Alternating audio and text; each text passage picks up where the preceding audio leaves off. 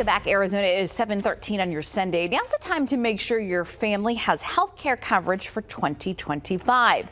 Open enrollment is when you can purchase and apply for health insurance, whether it's through your company, Medicare, or the health care marketplace. But what benefits do you sign up for? Obviously, this is a time where maybe you're chatting with your spouse or your partner trying to figure it out. We are joined now by Dr. Macie Smith with Synergy HomeCare to explain how Employee Assistance Program services can help you care for your loved ones. Dr. Smith, we appreciate you joining us this morning. Thank you so much. First off, talk a little bit about what EAPs are, because if you haven't heard of them before, it is certainly helpful and important to know how they can benefit you and your family.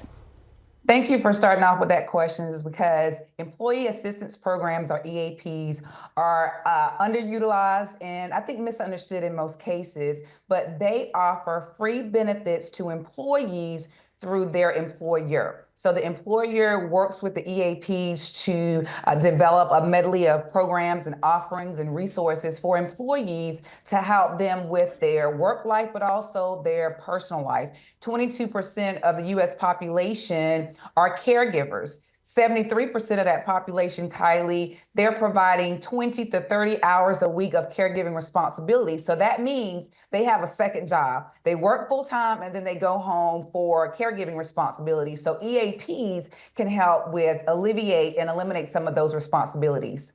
So talk a little bit about what we need to do as maybe we're signing up for benefits to make sure we have this in place, because a lot of people, like you said, are caregivers, and it is a second full-time job, and it's obviously the emotional stress as well when you see your loved one in declining health. Absolutely. So when you're going in, traditionally employers offer medical, dental, and vision, but you want to talk about EAPs and what they have to offer. They could connect you to resources related to financial, legal, also assist you with connecting with counseling services. Again, as you stated, it is a stressful time. You can also sign up for free education opportunities to get information about practicing self-care strategies, how to care for an older adult loved one at home. They'll connect you with providers that provide these resources, professional resources. So again, you could have that physical support, but also that emotional support. And then when you go in and you talk with the HR provider, you want to talk about options too in terms of your hours of work. There may be some opportunity for remote hours or some flexible hours. A lot of times, Kylie, caregivers don't say that they're caregiving, and it's an isolating role. And so when you don't identify as a caregiver, then you don't know what options are available.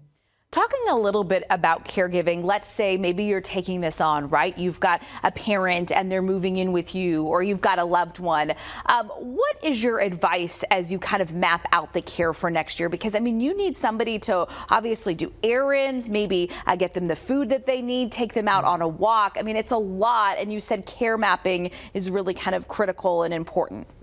Absolutely. You want to also connect with a geriatric care manager.